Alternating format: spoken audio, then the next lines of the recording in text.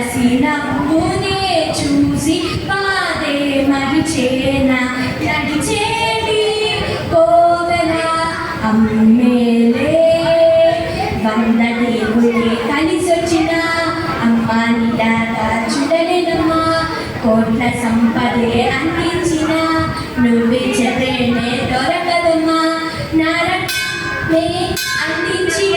విజ్ఞానాలు నడిచేటి కోవెల అమ్మేలే ఎవరు రాయగలరు అమ్మ అను మాట కన్న కమ్మని రాగం ఎవరు పాడగలరు అమ్మ అను రాగం కన్న తీయని రాగం అవతారమూర్తి అయిన అనువంతే పురతాడు అమ్మ ప్రేమ పంచుకునే